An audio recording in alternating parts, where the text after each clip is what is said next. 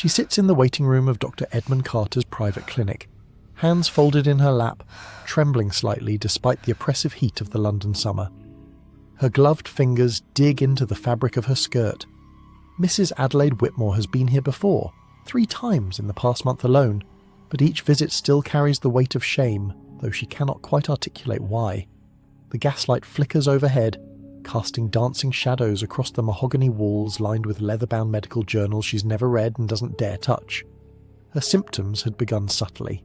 First, the insomnia. Then came the irritability that made her snap at servants over trivial matters, the trembling in her hands during afternoon tea, the suffocating feeling in her chest that made breathing seem like a deliberate act rather than an automatic one. 3 weeks ago, during a social function, she'd experienced what she can only describe as a violent internal disruption, a sudden, convulsive sensation that left her flushed and gasping, requiring her husband to escort her from the drawing room in dignified silence. She'd consulted 2 physicians before Dr. Carter. Both had simply prescribed rest, hydrotherapeutic baths, and various tinctures that left her mouth bitter and her mind foggy. Neither had offered a real diagnosis, let alone a cure. But Dr. Carter was different.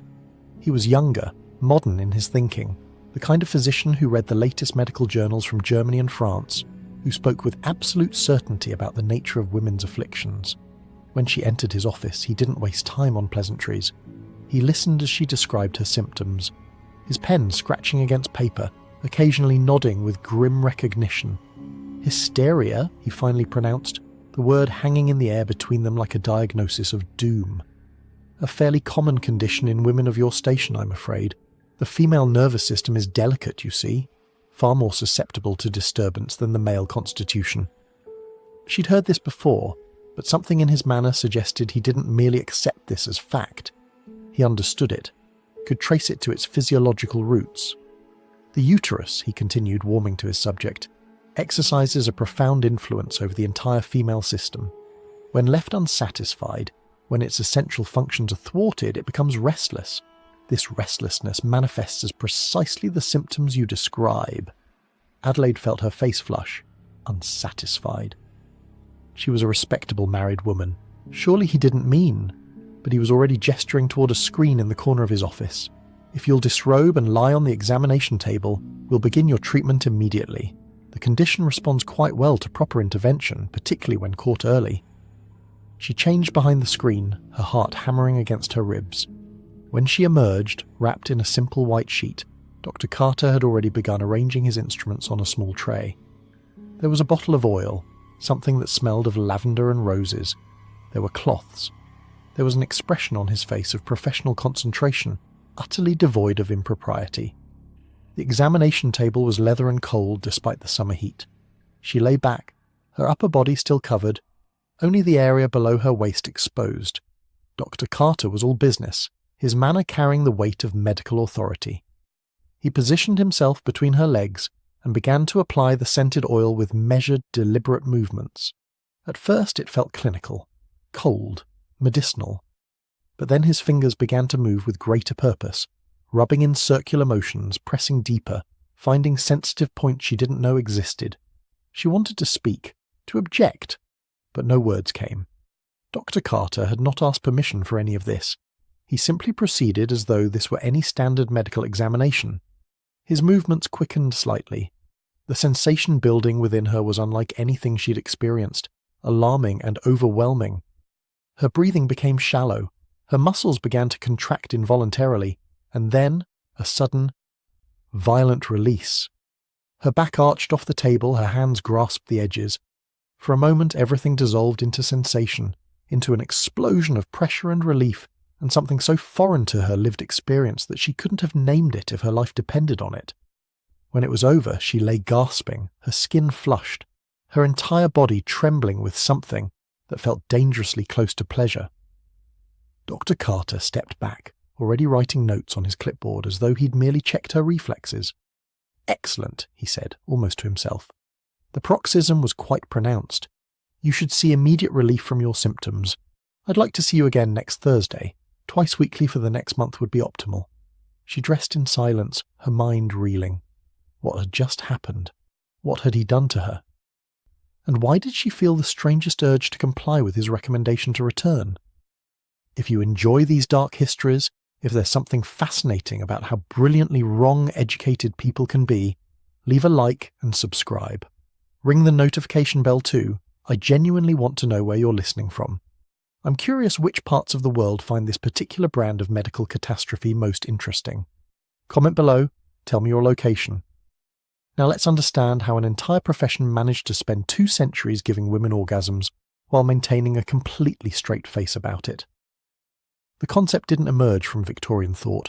Long before Dr. Carter's clinic existed, before London's gas lamps illuminated its streets, the ancient world had already decided what was fundamentally wrong with women. The Egyptians believed it first, but the Greeks gave it shape and name.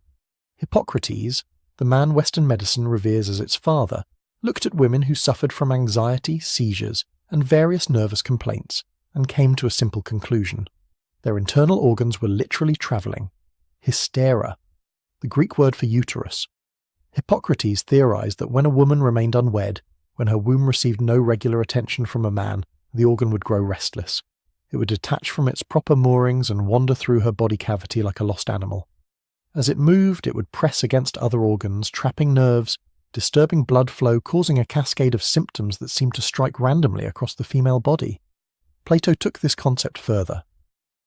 He described the uterus not as a mere organ, but as an animal within an animal, a creature possessed of its own will and desires, desperate to fulfill its reproductive destiny.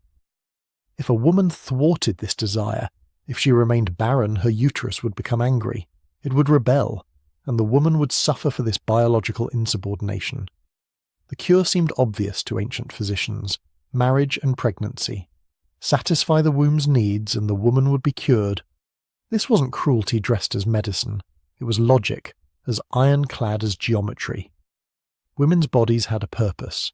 If that purpose went unfulfilled, of course something would go wrong. The surprise wasn't that women became hysterical. The surprise was that so many didn't. By the Renaissance, something had shifted. Physicians had begun to question the literal truth of the wandering womb theory. Dissections of female cadavers revealed that the uterus didn't actually move around the body. It was anchored in place by various ligaments and structures. There was no mechanism by which it could travel.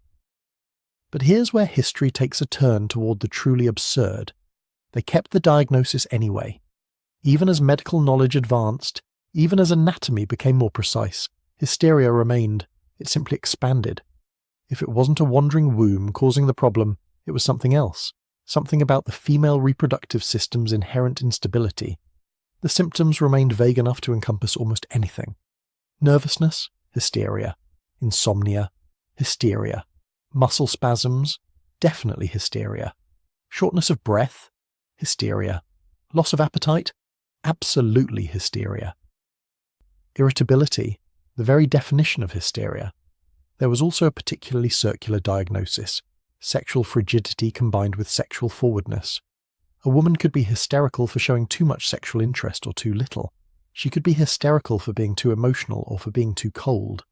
The condition was infinitely elastic, capable of absorbing any behaviour that didn't align with the narrow parameters of what a respectable woman should be. By the Victorian era, hysteria had become the catch-all diagnosis for female discontent, and physicians began to develop a comprehensive theory of why women were so prone to these nervous disorders. Thomas Sydenham, an English physician, estimated that hysteria was the most common disease after fever itself, affecting approximately 1/4 of all women in the population. 1/4. That's not a disease. That's most of the female experience being pathologized. The Victorian medical establishment had developed an elaborate theory about female physiology that would be laughable if the consequences hadn't been so extensive. Women, they believed, were fundamentally different creatures from men, more delicate, more nervous, more sensitive. The female constitution was built differently, organized around reproductive capacity rather than intellectual or physical performance. The uterus, they taught medical students, was the center of the female body. Everything else, the nervous system, the brain, the heart, was subordinate to it. This wasn't discussed in vague philosophical terms. Victorian medical textbooks provided detailed explanations of how the uterus sent signals throughout the female body how it influenced mood, energy, digestion, mental clarity. A woman's entire personality and capability were theoretically tethered to her reproductive system. The implication was clear. Women weren't meant for strenuous intellectual work. They weren't meant for physical exertion. They weren't meant for independence. They were meant to fulfill their reproductive function, and any deviation from this natural role would result in nervous derangement. Medical school lectures reinforced this framework relentlessly. Students learned that the female body was essentially unstable, prone to nervous collapse, vulnerable to sudden derangement. The female reproductive system was presented as a source of danger, not just to the woman herself, but to society. An unsatisfied woman was a threat. A frustrated woman was a liability. An educated woman, supposedly taxing her reproductive organs by thinking too much, was committing a form of bodily betrayal. The theories extended into minutiae. Heavy menstruation wasn't a natural biological process, it was a sign of hysteria. Absence of menstruation was also hysteria. Irregular cycles, hysteria. The entire reproductive process was pathologized, turned into a source of potential disease. Puberty was medically dangerous for girls. Motherhood was understood as healing only if it led to pregnancy. Single women who remained childless were viewed as medically at risk. This created a self-fulfilling medical prophecy. If you begin from the assumption that women are inherently nervous and prone to collapse, and you interpret all their complaints through that lens, then of course you'll find evidence everywhere supporting your theory. A woman reports difficulty sleeping? That's hysteria. She's anxious? Hysteria. She's irritable? Definitely hysteria. The diagnosis was infinitely flexible, capable of encompassing nearly any human experience a woman might report to a physician. Dr. William Acton, one of the most influential Victorian physicians, published his views on this matter with characteristic bluntness in 1857. The majority of women, happily for them, are not very much troubled with sexual feeling of any kind. This became medical doctrine, the idea that respectable women, and by respectable, they meant middle class and above, had no sexual desires whatsoever. They might tolerate sexual contact with their husbands as a marital duty, but the notion that they could experience pleasure, that they might have their own sexual needs, was considered not just unlikely, but medically impossible. A woman who admitted to sexual desire was by definition unrespectable, probably hysterical, possibly dangerous. This created a profound paradox at the heart of Victorian medical practice. Physicians acknowledged that hysteria affected millions of women. They documented the symptoms meticulously. They recognized that these women were suffering, yet they remained completely blind to the most obvious explanation.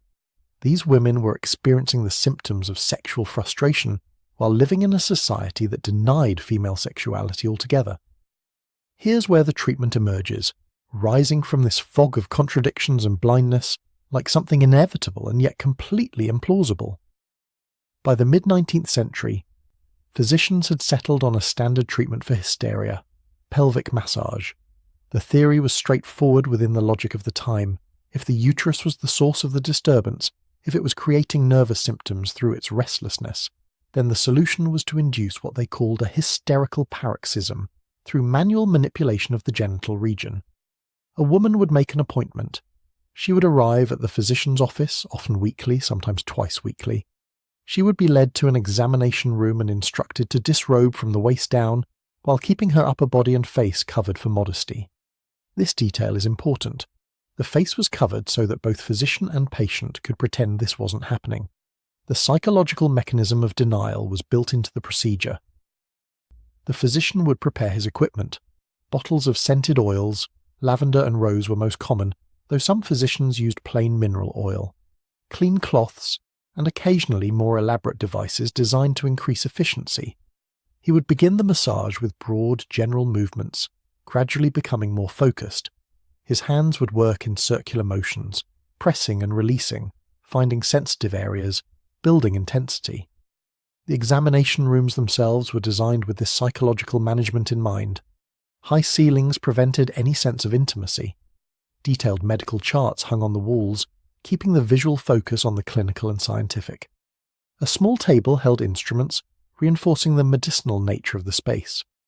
Some offices featured screens that allowed the physician to approach from an angle that minimized eye contact, reducing any sense of personal engagement. Everything about the physical environment was engineered to support the pretense that nothing inappropriate was occurring. The appointment itself followed strict protocols. The woman would be instructed to remain quiet. If she vocalized discomfort, she was reassured that this was part of the therapeutic process. If she seemed to be experiencing pleasure, though this was never described in those terms, the physician would maintain his clinical demeanor, discussing the symptoms or the progress of treatment, as though commenting on a patient's blood pressure or heart rate. Some physicians kept detailed records documenting not just the treatment, but the patient's responses. These records, written in clinical language, meticulously describe the physical manifestations of orgasm without ever using that word. Muscle contractions, flushing, rapid respiration, vaginal lubrication. Each observation was recorded in the detached tone of scientific observation. Dr. Nathaniel Highmore, writing in 1660, described what he observed. The afflicted woman would experience violent contraction and relaxation of the muscles, accompanied by flushing of the face, a feeling of heat throughout the body, and in many cases a copious discharge of secretions followed by a state of profound relief and calm. This description is clinically accurate. It's also a description of an orgasm. But Victorian physicians could read this and not recognize it as such because the medical education they'd received had essentially erased female sexuality from existence. Medical textbooks showed detailed anatomical drawings of male reproductive anatomy, but treated the female version with remarkable vagueness. The clitoris was barely mentioned, if at all. Some texts labelled it as a vestigial organ, essentially useless in the adult woman, its function unclear. Others omitted it entirely. Consequently, physicians received their entire medical education without ever learning that this small structure was a centre of sexual sensitivity. They literally didn't know it existed in any functionally meaningful way. Dr. Russell Troll, writing in 1903, complained extensively about the treatment's demanding nature.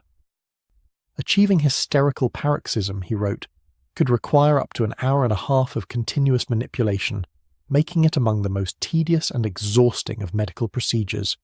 The physical demand placed upon the physician is considerable. The language is extraordinary. A trained physician, with steady hands and medical authority, complaining about how physically tiring it is to manually stimulate women to orgasm. And he had no idea that's what he was complaining about. He genuinely believed he was performing a medical duty like setting broken bones or lancing boils.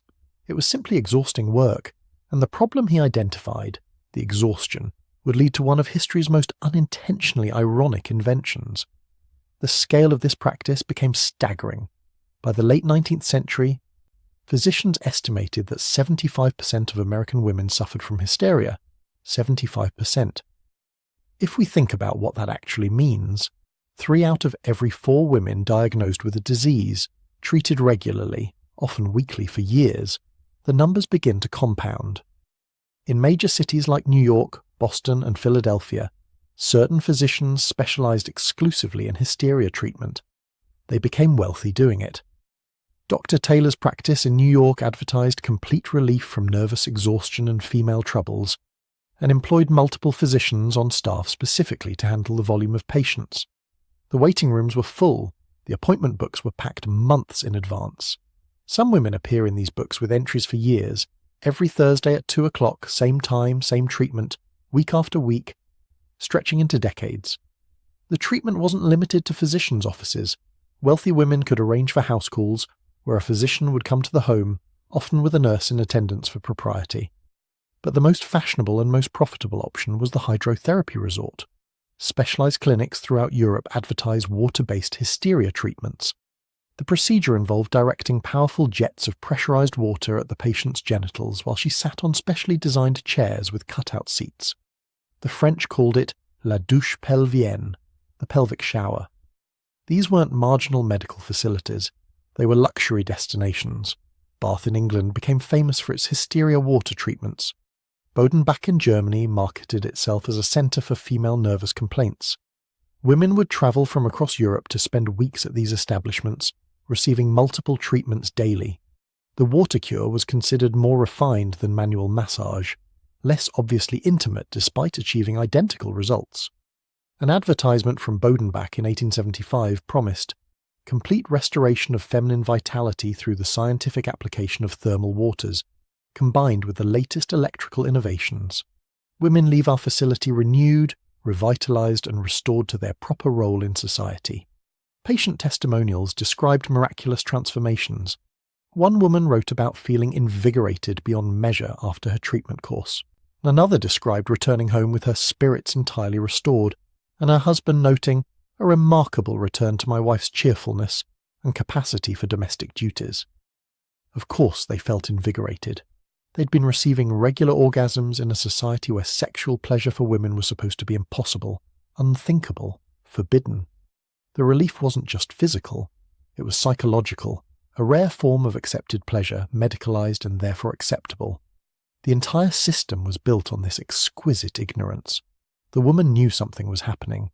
At some level, she understood that these appointments met some need in her. The patient testimonials hint at this understanding, though it's buried under layers of acceptable medical language, but she couldn't articulate it. To articulate it would be to admit she had sexual feelings, which meant she was unrespectable, which meant she was the problem, not her uterus. The physicians had no idea at all. They were genuinely performing what they believed to be medicine. They were maintaining professional distance through clinical language and the strategic placement of sheets. They went home to wives they believed had no sexual desires. They attended medical conferences and presented papers on the efficacy of different techniques for inducing paroxysms, never once questioning why they were doing this. Then came the problem that would accelerate everything. The doctor's hands were tired. By the 1880s, as hysteria diagnoses had spread and the volume of patients had grown exponentially, some physicians began to experience occupational strain. A man doing pelvic massage on dozens of women per week, sometimes for over an hour per patient, develops serious hand and wrist problems. The repetitive motion causes inflammation, arthritis, and genuine pain.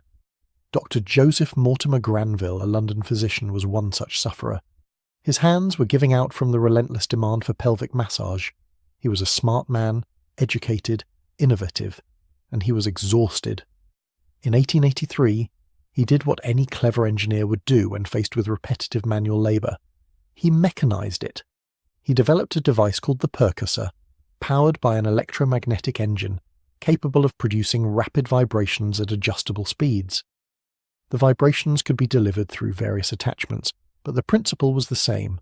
Let the machine do what had previously required a doctor's hands. Granville was initially adamant that his device was meant for treating male muscle disorders, but physicians working with female patients quickly recognized its application. Why spend an hour massaging when you could achieve the same result in 10 minutes with a vibrator? The technology spread rapidly through the medical profession. By 1900, vibrators were being manufactured by dozens of companies.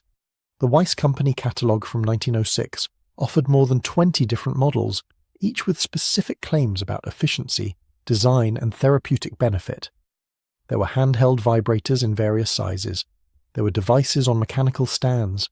There were floor models with multiple attachments. There were vibrators that could be attached to furniture, specially designed chairs with built-in vibrating mechanisms for patient comfort. The Chattanooga vibrator advertised that it could relieve hysteria symptoms in under 10 minutes.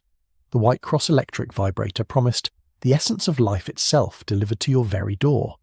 These weren't niche medical devices. By 1900, the vibrator had become the fifth most common electrical appliance in American homes, more widespread than electric fans or electric lights in many communities. Sears and Roebuck, the dominant retailer of the era, advertised vibrators in their general catalogue. The 1908 Sears catalogue featured a home vibrator, with text describing it as very useful and satisfactory for home service. There were no elaborate euphemisms. It was marketed alongside toasters, sewing machines, and other labour-saving devices for the home. This is where we enter truly surreal territory. Vibrators were being advertised in women's magazines, sold through mainstream retail, featured in household product catalogues. One 1910 advertisement showed a woman using a vibrator on her face, with text proclaiming, "Vibration is life. The secret of the ages has been discovered in vibration. Great scientists tell us that we owe not only our health, but even our life strength to this wonderful force. The advertisements maintained the fiction of respectability through careful language. They emphasized efficiency, modern science, and the benefits to female health. They spoke of nervous relief, restoration of vitality, and renewed capacity for domestic duties. They were brilliantly misleading because they were technically accurate while being profoundly deceptive about what was actually happening. And through it all, nobody involved seemed to understand what was occurring.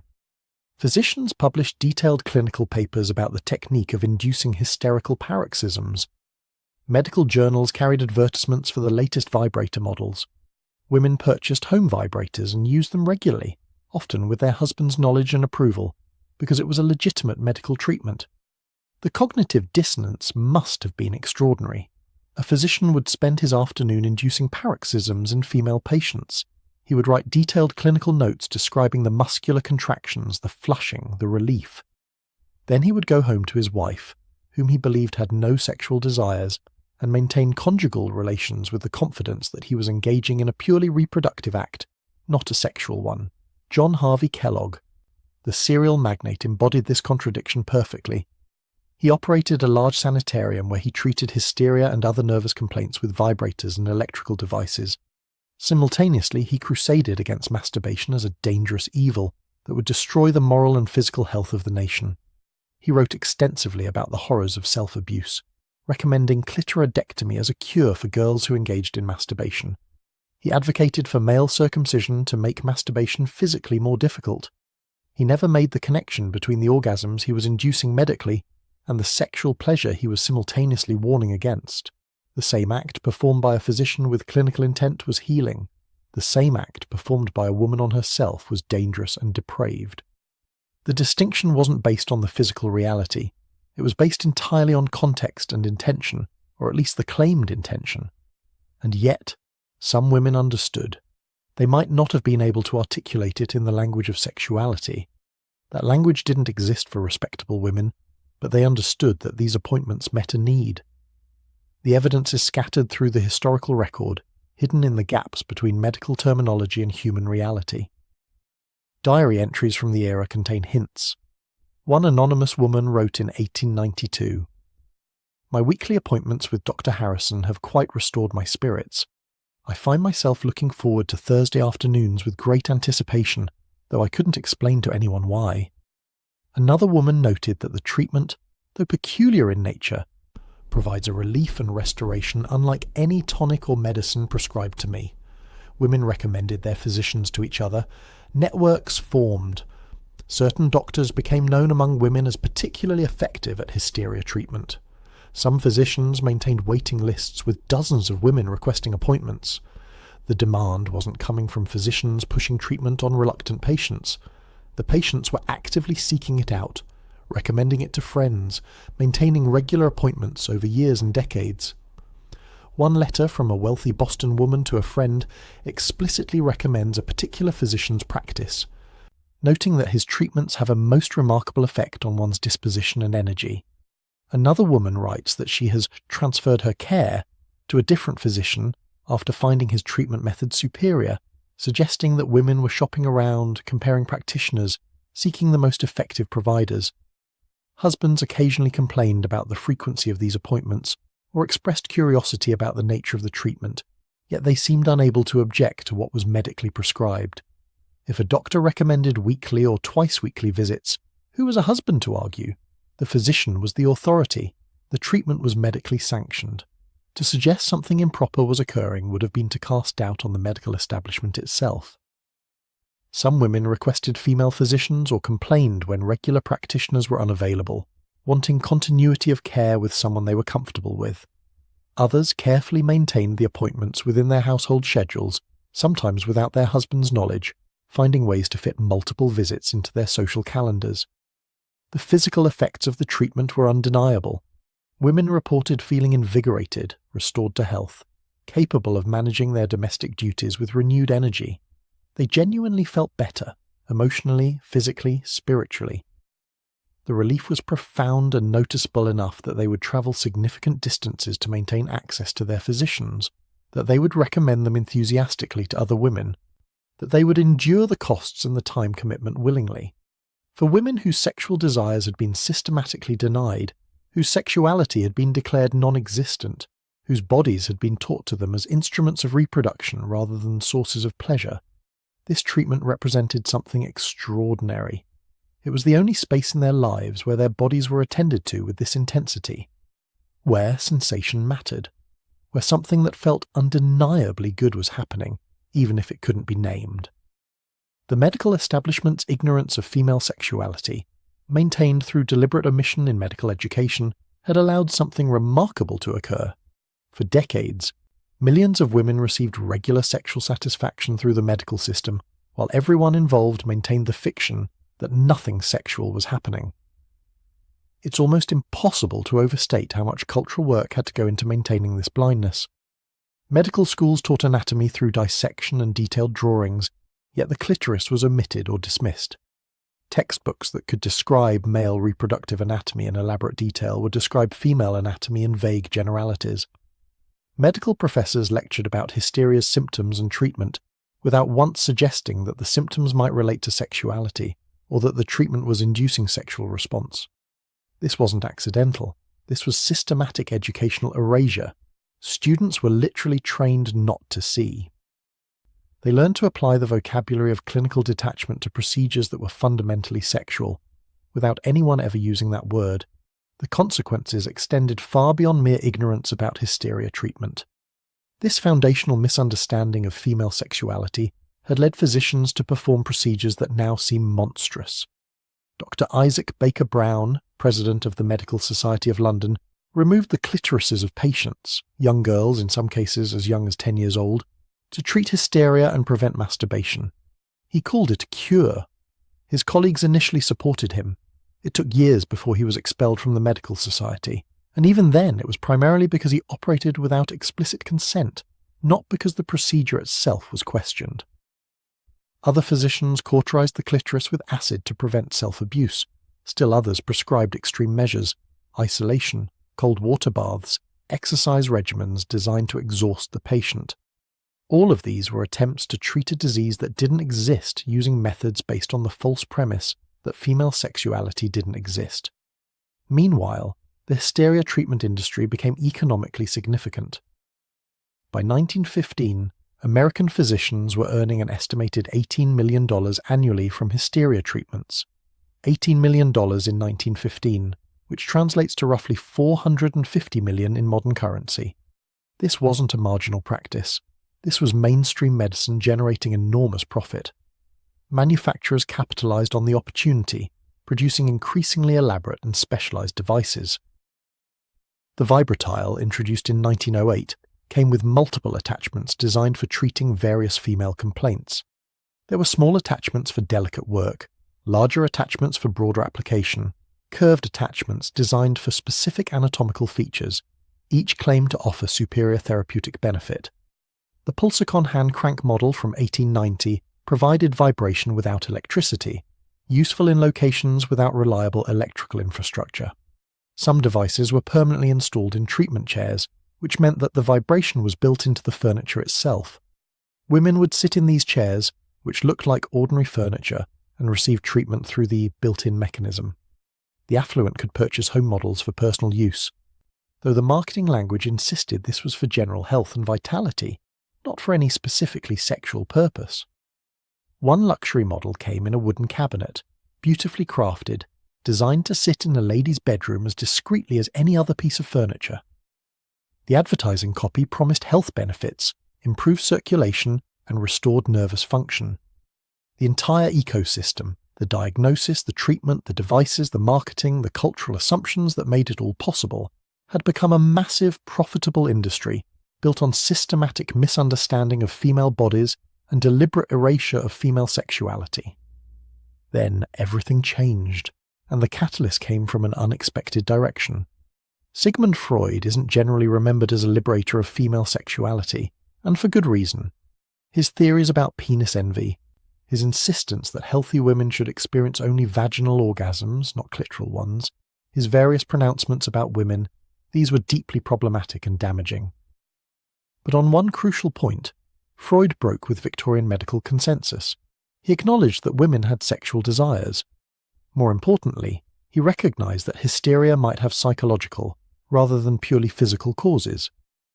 He suggested that symptoms of hysteria could be rooted in emotional trauma, in repressed experiences, in psychological rather than physiological dysfunction. This wasn't revolutionary thinking by modern standards, but in the context of late 19th century medicine, it was radical. Freud's ideas began to shift how the medical profession thought about hysteria. If the condition was psychological rather than purely physical, then manual pelvic massage might not be the appropriate treatment. Psychoanalysis might be more effective. The entire therapeutic framework began to shift. Younger physicians began to question the traditional approach. Medical conferences started hosting debates about whether hysteria was being properly understood. The certainty that had characterized physician attitudes toward hysteria treatment began to fracture, just slightly at first, then more significantly. By the 1920s, American psychiatry was moving away from hysteria as a primary diagnosis. Psychiatric journals began publishing articles questioning the validity of the diagnosis, suggesting that what had been labelled hysteria might be better understood through psychological frameworks. The pendulum was swinging. Papers appeared comparing the efficacy of psychoanalytic approaches versus mechanical treatment.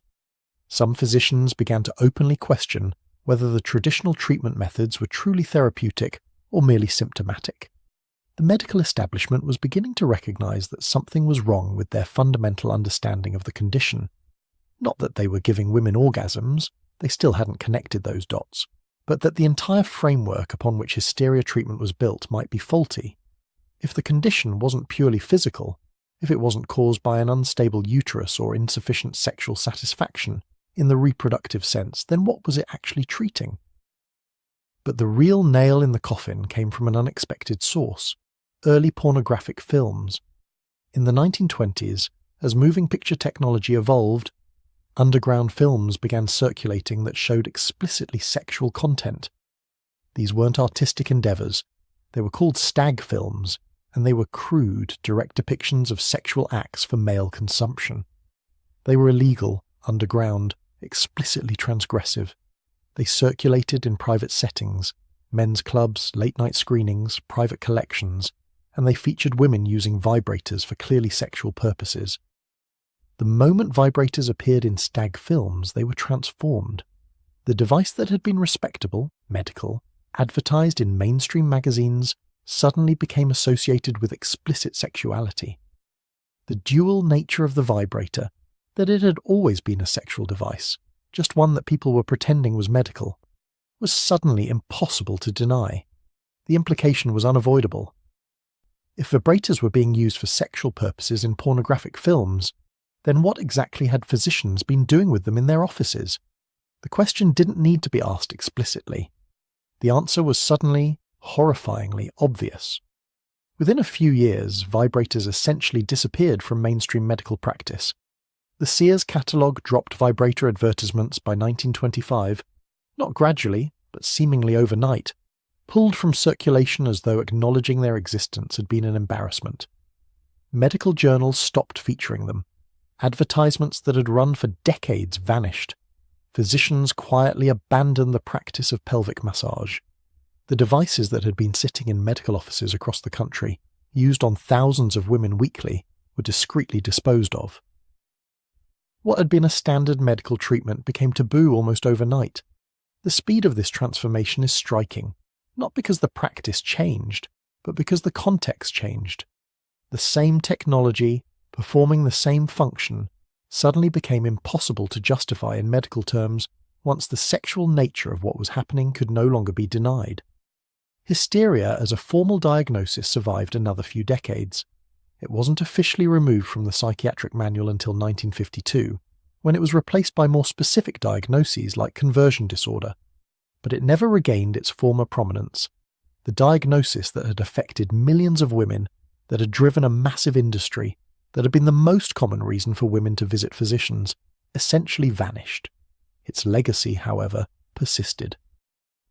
Women reporting medical concerns continued to be dismissed as hysterical. The term became a shorthand for dismissing women's experiences, for suggesting that female complaints were emotional rather than physiological, subjective rather than objective, imaginary rather than real. The specific diagnosis disappeared, but the underlying assumption that women's suffering could be dismissed as neurotic or emotional remained deeply embedded in medical culture. It wasn't until the 1960s, with the work of researchers like William Masters and Virginia Johnson, that female sexuality was approached with any real scientific rigor. Masters and Johnson conducted their famous studies of human sexual response, documenting through careful observation and measurement what women's bodies actually experienced during sexual arousal and orgasm. They weren't discovering something new. They were finally documenting what had been happening in Victorian physicians' offices for over a century. What those research studies confirmed was exactly what those Victorian women knew but couldn't say. The hysterical paroxysm that physicians had been inducing was simply an orgasm. The response documented so carefully in medical literature, the muscular contractions, the flushing, the rapid breathing, the sensation of release followed by profound relaxation, was a textbook description of female sexual response. The numbers, when you step back and look at them, are staggering. If we take conservative estimates, if we assume that only 10% of adult women in major American cities received hysteria treatment between 1850 and 1920, and that they received an average of 20 treatment sessions each over their lifetimes, we're talking about tens of millions of medically administered orgasms, possibly hundreds of millions. This wasn't a marginal practice affecting a small subset of women. This was mainstream medicine touching the lives of an enormous portion of the female population. Some women received treatment weekly for decades. Some received treatment twice weekly. Some would travel to European spas and receive multiple treatments daily for weeks at a time. The cumulative number of sexual experiences facilitated by the medical system, experienced by women who are supposed to be incapable of such experiences, is almost impossible to quantify. What's most striking is how the entire medical profession managed to participate in this without recognizing what was happening. This wasn't fringe practitioners or marginal clinics. These were respected physicians trained at prestigious medical schools, publishing in respected journals, treating wealthy patients in elite urban practices. They had access to detailed anatomical knowledge. They had years of medical training. They had first-hand experience with human bodies and human responses. Yet they remained blind because the culture around them had constructed an elaborate framework of denial around female sexuality. The blindness wasn't accidental. It was systematic, maintained through careful omission in medical education, reinforced through professional consensus, protected by cultural assumptions so fundamental that they seemed like simple facts of nature. Every element of the system worked to maintain the fiction. Medical textbooks that omitted the clitoris or dismissed it as vestigial. Educational curricula that didn't mention female sexual pleasure. Professional terminology that allowed physicians to describe sexual acts in purely clinical language. Architectural arrangements of examination rooms, the sheet placement, the covered face, the specific positioning that allowed everyone to maintain the pretense that nothing sexual was occurring. It was a conspiracy of silence, except everyone involved actually believed what they were saying. The physicians genuinely thought they were treating a disease. The patients, while perhaps understanding at some intuitive level what was happening, couldn't articulate it in a language that existed. The medical journals published detailed descriptions of the procedures without anyone saying the forbidden word. This history matters profoundly because it reveals something disturbing about how medicine works. Medical practice isn't immune to cultural bias. It isn't protected by scientific training from the assumptions of the society it exists within. Brilliant, educated, well-intentioned physicians can be so blinded by cultural consensus that they perform the same action thousands of times without recognizing its true nature. The treatment of hysteria represents perhaps history's most elaborate example of collective denial, but it's not unique. Throughout medical history, physicians have failed to recognize obvious truths because those truths contradicted cultural assumptions. Women's pain has been systematically minimized because women were assumed to be more prone to exaggeration. Symptoms have been dismissed as psychological because they didn't fit existing diagnostic categories. Treatments have been denied because they contradicted beliefs about what women should want or need. The vibrator's journey from respected medical device to taboo sexual implement reveals the fragility of medical legitimacy. The device didn't change. Its function didn't change. What changed was the cultural context in which it existed. Once the sexual nature of the act became undeniable, the entire medical edifice supporting it collapsed almost instantly. This reminds us that medical practice exists at the intersection of science and culture. Sometimes they align, sometimes they're in direct contradiction. When they conflict, culture often wins, at least temporarily, and the cost of that victory falls disproportionately on the vulnerable. For the women who sought treatment for hysteria, there was perhaps an irony worth noting. In a society that denied them sexuality, that told them respectable women had no sexual desires, that confined them to narrow domestic roles, the medical system inadvertently provided something they couldn't get elsewhere: regular, sanctioned sexual satisfaction. It was wrapped in medical language. It was performed by authority figures who didn't admit what they were doing. It was structured within systems designed to maintain propriety and deny the obvious. But it was sex, and for many women, it was the only sex they would ever experience. The treatment ended not because physicians suddenly understood what they were doing, but because the culture could no longer maintain the necessary denial. Once vibrators appeared in pornographic films, once the sexual purpose of the devices became impossible to ignore, the entire system of pretense collapsed. The same physicians who had been treating hysteria patients weekly suddenly stopped, because the cultural context that made the practice possible had shifted irreversibly. What happened to those women afterward is part of the larger story of how women's health concerns came to be systematized, dismissed. Without the medical framing that had made regular sexual satisfaction acceptable, women returned to the reality of living in a society that denied their sexuality. The relief they had found evaporated, but the memory of it remained, even if it couldn't be articulated. Some women likely experienced what we might now recognize as withdrawal or loss. For years, perhaps decades, they had received regular sexual attention, had experienced pleasure, had found relief in these appointments, and suddenly it ended. Not because their condition had been cured, there was no condition to cure, hysteria had never been a real disease, but because society's willingness to maintain the pretense had collapsed. The implications of this sudden cessation were profound. Women who had understood, at some level, what these treatments were providing, who had structured their weeks around these appointments, who had looked forward to them with anticipation, suddenly found themselves without access to this form of physical pleasure. The physicians didn't explain why they were stopping. They simply ended the treatments, moved on to other specialties, perhaps felt a mixture of relief and embarrassment at what they'd been doing without understanding it. The cultural amnesia was nearly total.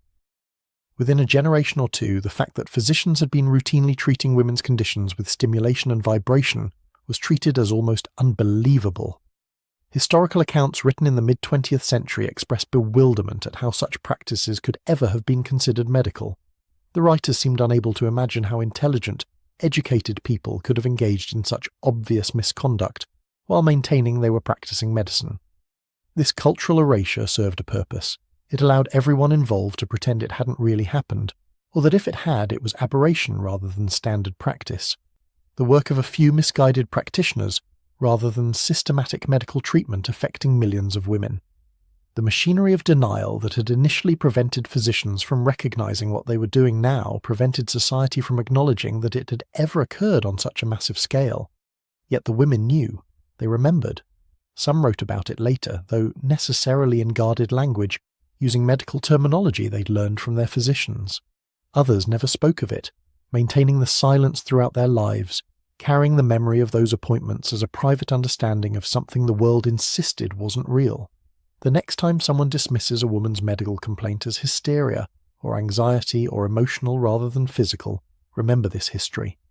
For over 2 centuries, the medical profession gave women orgasms while maintaining that female sexuality didn't exist. They were so blinded by cultural assumptions that they couldn't recognize the obvious.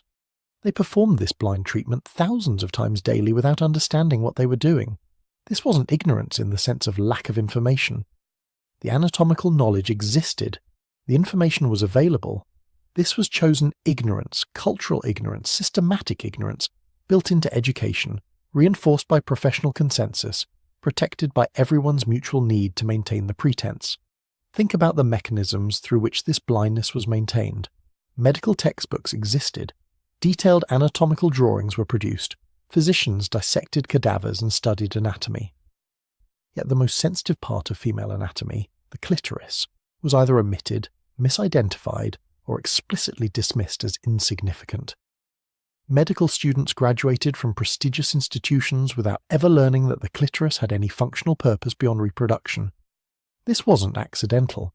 It was systematic erasure from the very education system, supposed to teach physicians how human bodies worked. The language of medicine itself became a vehicle for denial. By creating clinical terminology for what was happening, paroxysm, therapeutic induction, hysteric response, physicians could discuss the procedures in academic journals, in medical conferences, in written case studies, all without ever using language that acknowledged the sexual nature of what was occurring. A physician could write a detailed paper describing the technique for inducing paroxysms, complete with specific instructions about pressure and motion and duration, and present it to colleagues as though discussing blood pressure measurement techniques. The very architecture of the examination rooms reinforced the denial. The sheet placement that covered the woman's face wasn't just about her modesty. It was about both parties maintaining the ability to pretend this wasn't happening.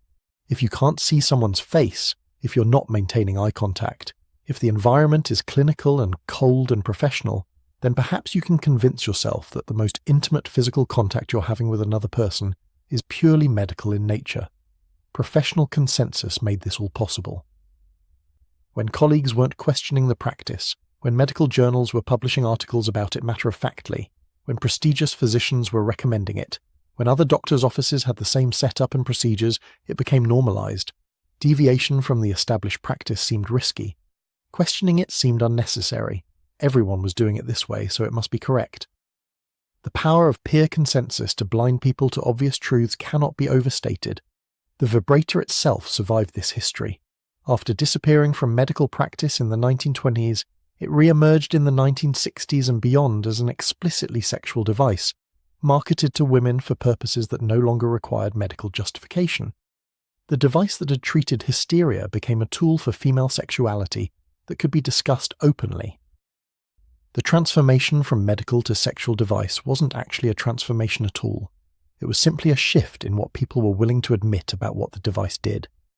That shift matters, not because admitting the sexual purpose made the vibrator more valuable or more legitimate, but because it allowed the full truth to finally emerge. What physicians had been doing without understanding it could finally be named. What women had been experiencing without being able to articulate it could finally be acknowledged. The story of Victorian hysteria treatment isn't really about medical error, though there was plenty of that. It's about how culture shapes the boundaries of what people can perceive and acknowledge. It's about how systematic denial can persist across an entire profession for generations, maintained through omission and careful language and mutual agreement not to ask difficult questions. And it's a reminder that modern medicine, for all our advances, still exists within a culture. We still have blind spots. We still have areas where cultural assumptions override scientific evidence. We still have professional consensuses that might collapse under scrutiny. The difference is that now, hopefully, we're aware of the potential for this kind of blindness. We can look for it. We can question assumptions.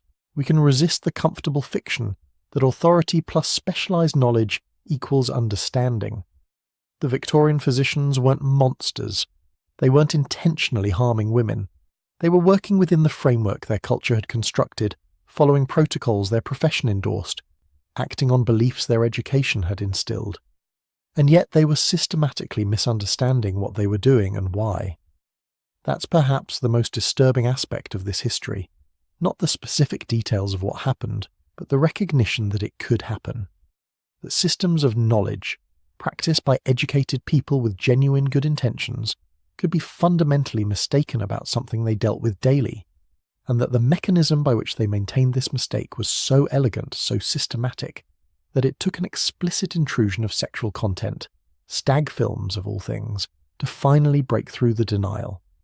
Consider what it means that pornography became the vehicle for truth, that it took the most stigmatized form of media, the most socially condemned artistic expression, to finally force the medical establishment to confront the obvious. The irony is almost too perfect. Hysteria treatment was so deeply embedded in denial that pornography, the ultimate representation of taboo sexuality, was the only thing crude enough, explicit enough, undeniable enough to break through the layers of medical and cultural pretense.